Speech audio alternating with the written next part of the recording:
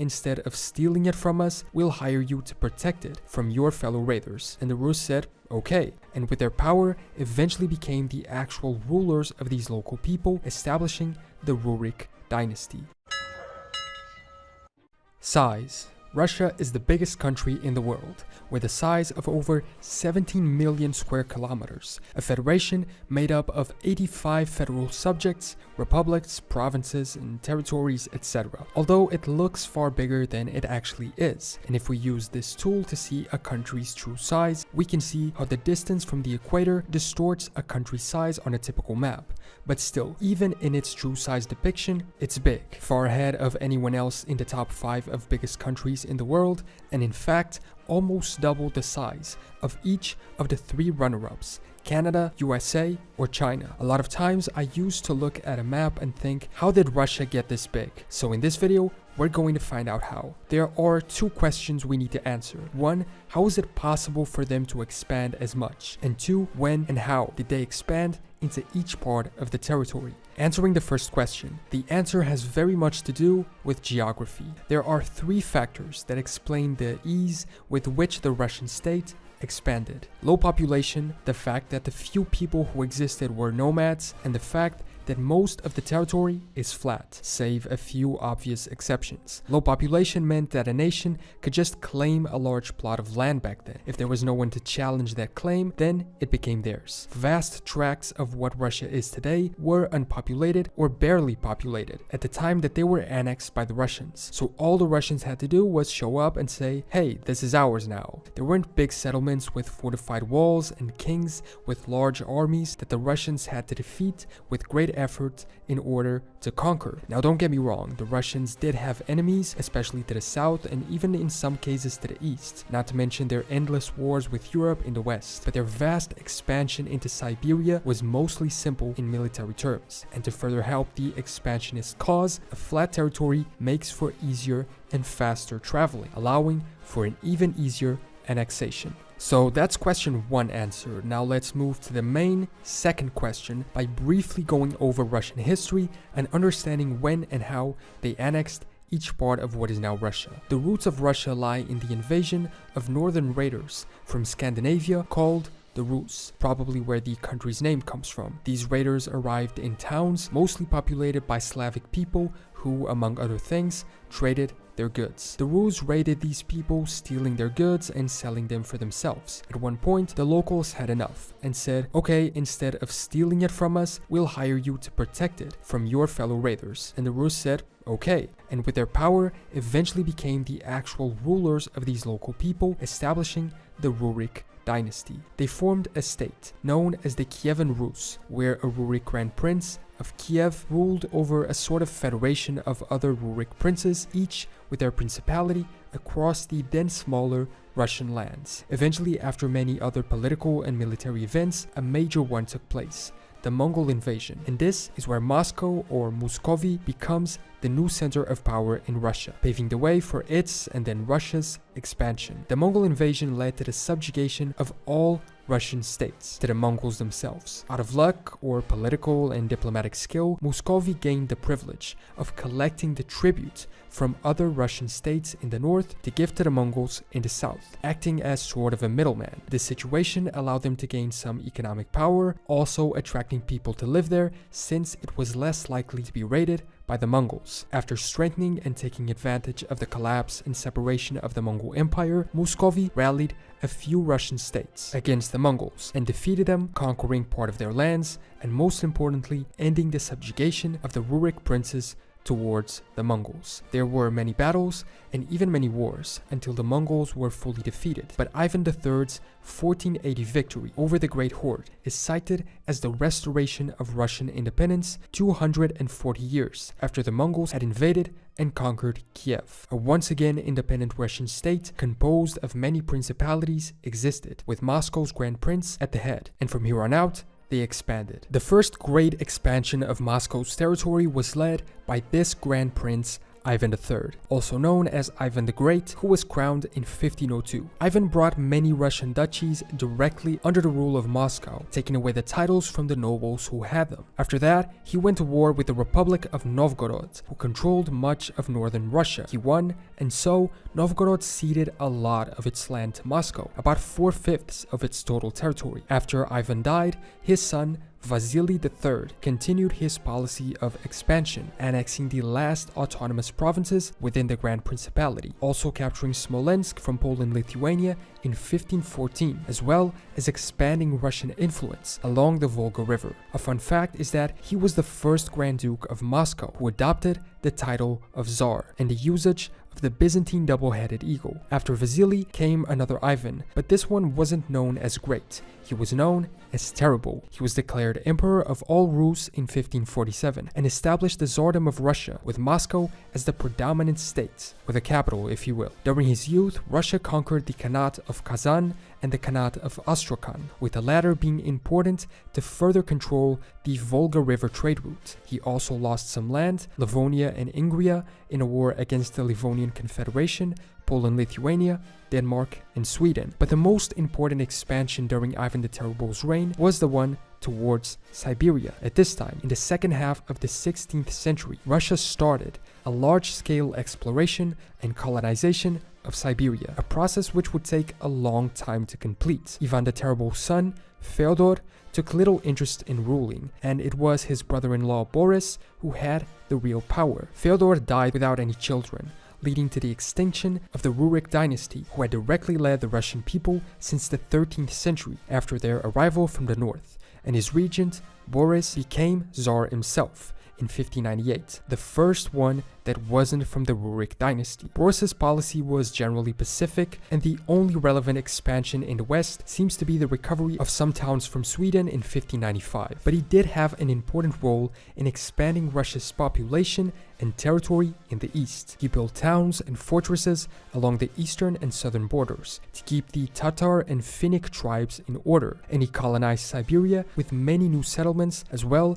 as conquering the local Khanate of Sibir. His son and heir, Fyodor II, only ruled for a few months, from April to June of 1605, and didn't really have time to write his name in the history of Russia's expansion. However, he did create a map of Russia, still preserved today and re-edited throughout that century. He may not have contributed to expanding the Russian territory, but he did contribute to depicting it, allowing us today to see how it was back then. And as we can see here, Russian control was already vast at this point, but did not yet stretch too far into the east. With Fyodor II's death, a period known as the Time of Troubles began in Russian history, lasting from 1605 to 1613, although arguably it had begun with the end of the Rurik dynasty in 1598. And this is a particularly odd thing about that period. When the last Rurik Tsar, Fyodor I, died, his heir would have been his younger brother, Dmitry, but Dmitry died before that, leading to the regent, Boris, becoming the Tsar, and then to this gigantic crisis. And so,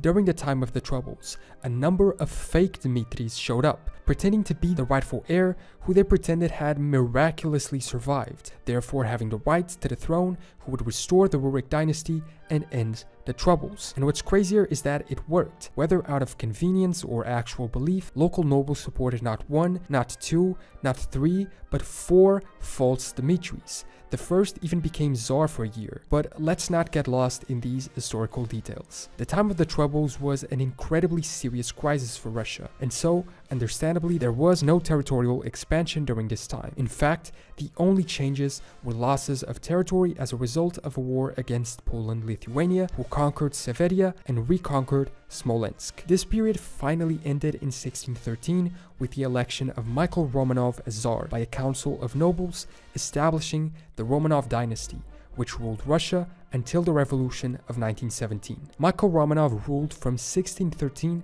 to 1645, alongside his father until 1633, and through his reign, the project of colonizing Siberia, begun by Ivan the Terrible, was finally completed. Russia conquered most of Siberia, a feat largely accomplished by the armies of the Cossacks and largely financed by the merchant Stroganov family, reaching the Pacific Ocean by the end of Michael's reign. This was, in terms of size, the period of largest territorial expansion in all Russian history. Another task he faced territorially was to put an end to the conflicts with Sweden and Poland, which had begun during the time of the Troubles, through the peace deals of Stopovo with Sweden and Deolino with Poland. With Sweden, Russia gained Novgorod and other land it had lost during the war, but also renounced all claims to Estonia and Livonia, also losing part of Karelia and Ingria to the Swedes. With Poland, the previous conquest of Smolensk was accepted by the Russians. Oh, and another term of the peace was the return of Michael's father, who had been taken prisoner, the one we just saw ruled alongside him for a while. Alexei succeeded Michael, and in his reign,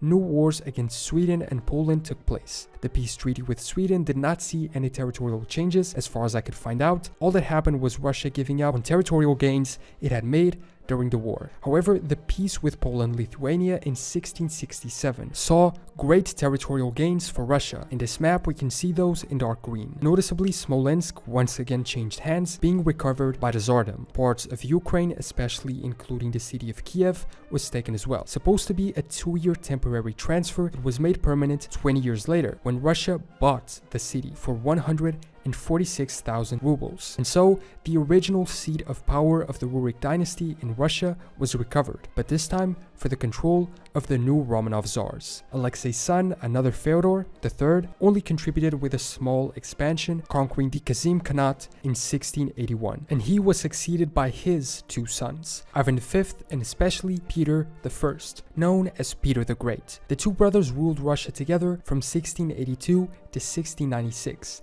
and then when Ivan died, Peter began ruling alone until 1725.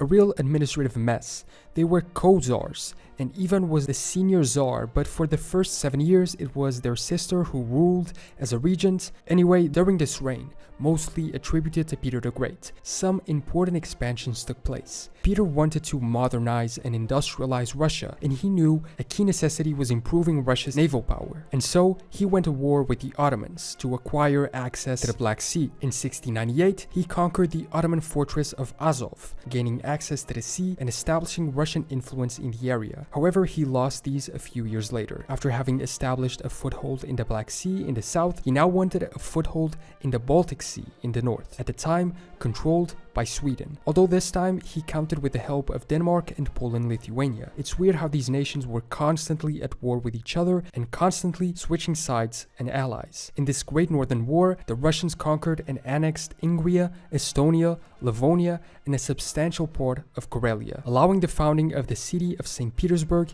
in 1703, which then became the capital of the Tsardom of Russia, rebranded by Peter as the Russian Empire in 1721. In his final years, Peter the Great took the additional title of Emperor of all Russias, reinforcing the multinational character of the empire. During Peter's reign, the expansion into Central Asia also began, although initially with little success. In 1717, a military expedition attempted to conquer the Khanate of Khiva, but was completely defeated and destroyed. But they did successfully expand into the south, although only temporarily. The Persian Safavid Empire to the south was in decline. Because of this, Peter launched the Russo-Persian War in 1722, which began Russian influence in the Caucasus and Caspian Sea region. The Safavids were forced to hand over a few territories to Russia, but 12 years later, they were returned to the Persians. Peter was succeeded by his wife, Catherine I, who did not expand Russia's territory that much. She was, however, the first woman to rule Imperial Russia, opening up the path for other female rulers in the future, such as Catherine the Great. Other successors followed after Catherine I's death. Peter II, Anna, who returned more territories to the Persians in the Caucasus, but recovered Azov from the Ottomans, Ivan VI, Elizabeth, who conquered southwest Karelia from the Swedes, and then Peter III. But these focused more on internal development and participating in Europe's political and military life, instead of continuing Russian expansion, which is somewhat understandable. Such a big amount of land had already been taken that it was important to stabilize it and deal with other issues before going off on further conquests. The next period of significant changes came in 1762 with Catherine II, known as Catherine the Great, a period of gigantic territorial expansion. During her reign, she extended the borders of the Russian Empire by around 520,000 square kilometers, absorbing South Ukraine, Crimea, the North Caucasus, Right Bank Ukraine, Belarus, Lithuania, and Courland after wars and subsequent victories against the Ottoman Empire, Persia, and the Polish-Lithuanian Commonwealth. Poland-Lithuania collapsed during her reign, and so the entire territory of the Commonwealth was divided between Russia, Austria, and Prussia, as we can see on this map here, with Russia taking the eastern and largest part of the territory. In the Far East, Russians also became active in fur trapping in Kamchatka and the Kuril Islands, allowing for the expansion into this land. And a rivalry with China also began over both empires wanting to expand into Central Asia. Catherine the Great's commitment towards expansion seemed to be extremely strong, having once said, "I shall not die until I have ejected the Turks from Europe, suppressed the pride of China, and established trade with India," a set of goals which she did not fulfill despite her other great achievements. Her son Paul I, however, opposed Catherine's policies and instead preferred to pursue a more peaceful diplomatic path. The only expansion Russia saw during his reign was when Persia officially ceded part of Georgia to them in 1813, and the early start of the colonization of Alaska before Russia sold it to the US. Paul awarded a monopoly of fur trading to a local company and in exchange expected it to establish new settlements in Alaska and to carry out an expanded colonization program. This was in 1799. The colonization took place but was stopped with the Alaska Purchase by the US in 1867. Paul's son and heir, Alexander I, could not, however, run away from territorial issues because during his reign, Napoleon invaded Russia and half of Europe as well. Other than fighting off Napoleon's invasion, several additional territories were annexed during Alexander's reign between 1801 and 1825. Eastern Georgia, the Grand Duchy of Finland, Western Georgia, Bessarabia, Moldova, the Duchy of Warsaw, Georgia, Dagestan, northern Azerbaijan, and northern Armenia. His successor, Nicholas I, conquered the remaining parts of Azerbaijan and Armenia in 1828. These and previous gains were results of new wars against Persia, Finland, and the Ottomans. During the reign of Alexander II, several other territory expansions were achieved. China ceded lands north of the Amur River and east of the Ussuri River as consequence of their defeat in the Second Opium War in 1860, and this established Russian control over part of Manchuria. The conquest of Kazakhstan, which had started in 1730, was finally finished in 1863, and in 1866 they conquered Uzbekistan, confirming this reign as a period of great expansion into Central Asia. North Turkmenistan was also taken, defeating the Khanate of Khiva and avenging the utter defeat they had previously suffered, as well as Kyrgyzstan and West Tajikistan with the annexation of the Khanate of Kokand in 1876. In the Far East, Sakhalin was taken in a border agreement with Japan, and another war against the Turks in 1878 resulted in the annexation of the Kars and Batum oblasts. His son Alexander III wrapped up the conquest of Central Asia, defeating the Turkmens in 1885 and conquering South Turkmenistan, exploring the Pamir Plateau, which was sparsely populated and equivalent to current-day East Tajikistan. Finally, the last major territorial change in the Russian Empire took place with the last Russian Tsar, Nicholas II, who lost South Sakhalin to Japan in the Russo-Japanese War in 1905. During his reign, the 1917 revolution took place. The Romanov dynasty followed the same fate as the Ruriks did before them, although through different means, and became extinct. The Russian Empire was no more. The end of the empire caused several territorial losses as well. After the revolution, Poland and Finland became independent. Russia's area of effective direct control varied greatly during the Russian internal conflict from 1917 to 1922, and various territories gained temporary independence until 1920, before being re-annexed by the Soviets. Eventually, the revolutionary government regained control of most of the former Eurasian lands of the Russian Empire, and in 1922 rejoined with Belarus, Transcaucasia, and Ukraine as the four constituent republics of a new state, the Soviet Union. By the end of World War II, the Union had additionally annexed a number of other territories. The dissolution of the USSR led to the creation of independent post-Soviet states, with the Russians declaring their own independence in December of 1991 and changing their name to the Russian Federation, being reduced to the territory they have today. In the 21st century, a few other conflicts have led